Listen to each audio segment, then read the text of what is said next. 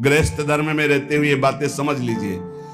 जो सदैव अपनी रसोई में बने हुए अन्न को गौग्रास निकालता है, पक्षियों के लिए निकालता है, अतिथि को भोजन कराता है, तो तू भगवत प्राप्त हो ही जाएगा। गृहस्थी में रहते हुए चीख चीख के कहते हैं तू भगवान का अंश है, भगवत स्वरूप है, तू सब कुछ कर सकता है, हिम्मत कर। जरा सी हार हो गई, जरा सा नुकसान हो गया, बोले आत्महत्या कर लेंगे, आत्महत्या। तो बेटा तो क्यों रो रहा है? तो शुद्ध बुद्ध परमात्मा अंश है, परमात्मा स्वरूप है। ये पांच भौतिक देह तेरा नाम नहीं है, ना तू देह है, ना ये तेरा देह है, न देह का नाम तेरा है। किसके लिए रो रहा है? धन्य है माता ऐसी जो अपने पुत्र को शुद्ध ब्रह्म ज्ञान का उपदेश दिया। तू समझ, ये रोना भी क्रिया तेरे में नहीं हो रही, तू आनंद स्वरूप है, तेरे में रोना कभी हो ही नहीं सकता। राजकुमार, ये तेरे शरीर का संबोधन किया जा रहा है, तेरा नहीं। ये इंद्रिया तेरी नहीं, तू इंद्रियों का नहीं, तो शुद्ध बुद्ध आत्मा है। तेरे में ना गुण है ना अवगुण, तो गुण और अवगुण दोनों से अतीत सच्चिदानंद स्वरूप है। देख, जो इस जगत में दुर्बल हो जाते हैं, उन्हीं के ऊपर भूतों की आवेश वृत्ति होती है, दुखों की होती है। तो निर्बल नहीं तो सबल। जब चीख चीख के कहते हैं तू भगवान का अंश है, भगवत स्वरूप है, तू सब कुछ कर सकता है, हिम्मत कर। जरा सी हार हो गई, जरा सा नुकसान हो गया, बोले आत्महत्या कर लेंगे, आत्महत्या कर लोगे। तुम समझते हो तुम कौन हो? भगवान का स्वरूप हो, भगवत स्वरूप हो। बेटा, इस जगत में जो दुर्बल बन गया मारा गया, दुर्बल नहीं, कभी परास्त नहीं होना, हारने पर भी परास्त नहीं होना। मैं भगवद अंश हूं। कोटि जगह जन्म लग रगर हमारी, बरौ संभनत रहो कुमारी। करोड़ जन्म तक मैं आराधना करूंगा और अपने इष्ट को प्राप्त करूंगा, मैं परास्त होने वालों में नहीं। ऐसा ये अन्न जल खान पान तेरा नहीं है, प्राणों का पोषण है। धन्य है मां, कैसा सुंदर वेदांत। पांच भौतिक शरीर की पुष्टि होती है इन अन्न जल और भोजन पदार्थों से, तेरी नहीं। तू शुद्ध आत्मा है, तुझे किसी भी पौष्टिकता की जरूरत नहीं। ना आत्मा की वृद्धि होती है ना क्षय होती है, वो एक रस होता है। तू अपने इस देह रूपी चोले को आज ही मरा हुआ मान ले, जीर्ण शीर्ण मान ले, मोह मत कर। शुभाशुभ कर्मों का परिणाम ये देह है, तू नहीं। बिल्कुल अमृतमय बात। यही गंगा किनारे का जीवन था जो मदाल शाह जी का उपदेश है। कोई जीव तेरे पिता के रूप में प्रसिद्ध है, कोई जीव पुत्र के रूप में, कोई जीव तेरी माता के रूप में, कोई जीव स्त्री के रूप में, कोई मेरा कह के अपनाया है, कोई मेरा नहीं ये कह के त्यागा गया, पराया है।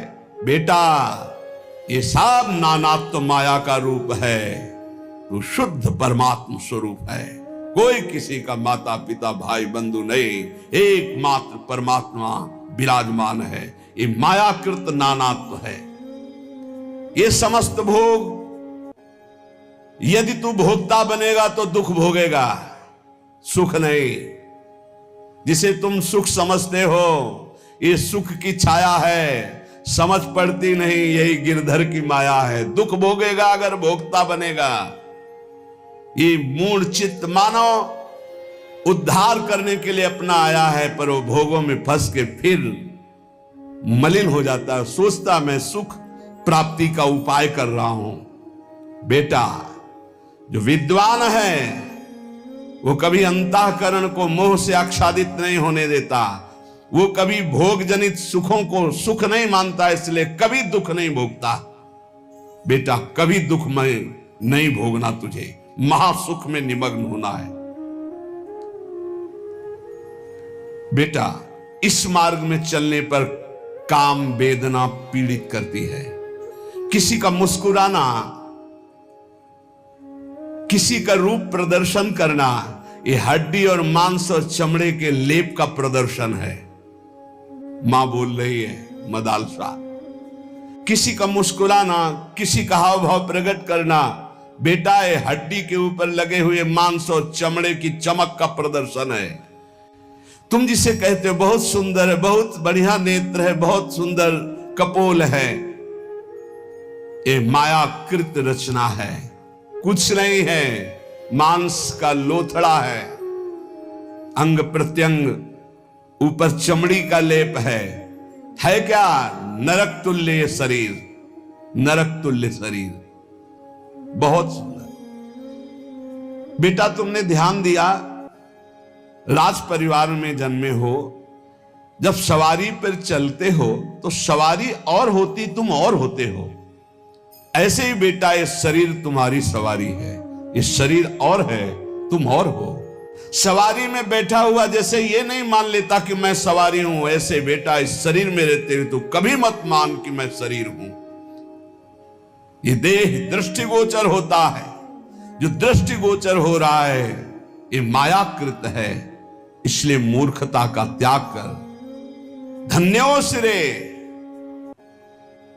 धन्य है तू, मेरा पुत्र बना है। ब्रह्मबोध संपन्न ये माता है। हर पुत्र को भगवत प्राप्त महात्मा, जब आखिरी पुत्र को राजा ने कहा कि मुझे दे दो, मेरा भी अधिकार है जैसे माता का अधिकार है, तब उससे कहा कि बेटा मैं तुम्हें परम हित की बात बता रही हूं,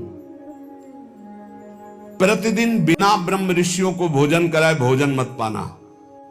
ये उनके लिए उपदेश है जो गृहस्थ धर्म में, इनको तो सबको बैरागी बनाकर ब्रह्मबोध प्राप्त करा दिया। मां ही परम गुरु हुई। बड़ी महिमा है इस मदालसा माता की। धन्य है कोई ऐसी माता होती होंगी जो अपने पुत्र को भगवत प्राप्ति का, कि अब बेटा तुझे किसी और मां की गर्भ में नहीं जाना पड़ेगा। मैं प्रण करती हूं, अपने पति से कहा था मदालसा जी ने, अगर मेरे गर्भ में जो भी जीव आएंगे तो उनको ब्रह्मबोध करा के ही छोड़ूंगी, दोबारा किसी मां के गर्भ में जाए ऐसा नहीं होने दूंगी। जब आखिरी पुत्र को रोक लिया तब उन्होंने कहा बेटा बिना ब्रह्म ऋषियों को भोजन कराए भोजन मत करना। बंधु बांधवों की इच्छाओं को पूर्ण करने की में तत्पर रहना, किसी की जैसे पदार्थ हैं, वस्तुएं हैं, पहले अपने बड़े बुजुर्गों को, बालकों को, सबको देके फिर प्रयोग करें। अपने हृदय में सदैव सबकी भलाई का ध्यान रखना। गृहस्थ धर्म में रहते हुए ये बातें समझ लीजिए। धन्य है वो जिनकी रसोई में कोई अतिथि रोज पाते रहते, संत महात्मा वैष्णव जन।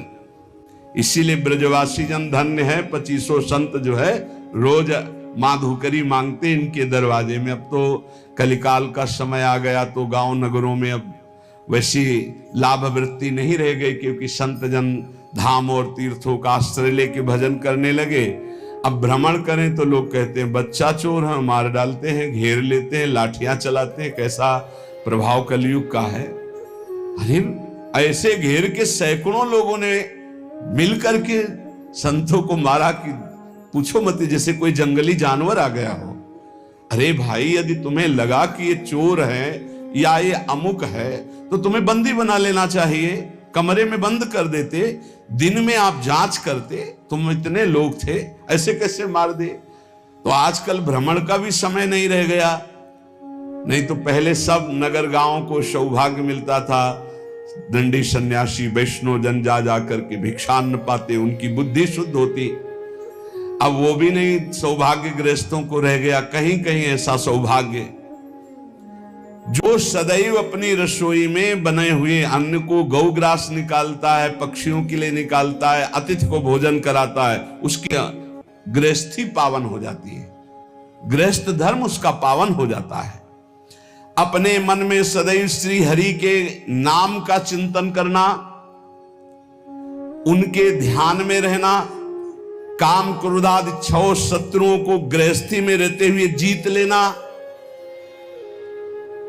और माया का आवरण तुम्हें ढक न पाए, इसलिए सावधान रहना। जो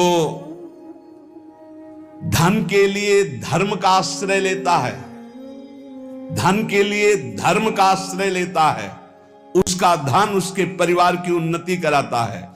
जो धन अधर्म से कमाता है उसके परिवार का पतन हो जाता है, नाश हो जाता है। धन का प्रयोग सदैव दूसरों के सुख के लिए उतना पर्याप्त है जितना अन्न पेट में चला जाए, वस्त्र और बकाया परिवार की सेवा, राष्ट्र की सेवा, अन्य जनों को जिनको आवश्यक है उनकी सेवा। ये कमाने के लिए भेजे गए हो, ये ज्यादा जमा करने के चक्कर में मत पड़े, नहीं जमा रहेगा, वो जमा रहेगा, दूसरे ही उसका प्रयोग करेगा। आप तो ना सुकृत कर पाए, सदव्यय कर पाए और ना उसका भोग कर पाए, व्यर्थ में आपका गया। गांव में तो कई ऐसे मकान खुदाई पर मिलते थे कि दीवार मोटी मोटी होती थी, उनमें कलसे में रुपए रखे मिलते थे। अब बोलो एक एक सिक्का जोड़कर मर गए, ना धर्म किया ना स्वयं भोग किया और जमा ऐसे पड़ा रहा। इसलिए बेटा धर्म का आश्रय लेकर धन कमाना और उस धन का सदव्यय करना, सत्पुरुषों की सेवा में, सद्व्यवहार में। कभी पराई निंदा मत करना, मदालसा माता के, कभी पराई निंदा मत करना। विपत्ति से विपत्ति आ जाए तो भी किसी की निंदा मत करना। अगर कोई विपत्ति में पड़ा हो तो दौड़ करके उसका सहयोग करना। इस तरह तू आचरण करेगा तो तू भगवत प्राप्त हो ही जाएगा गृहस्थी में रहते हुए।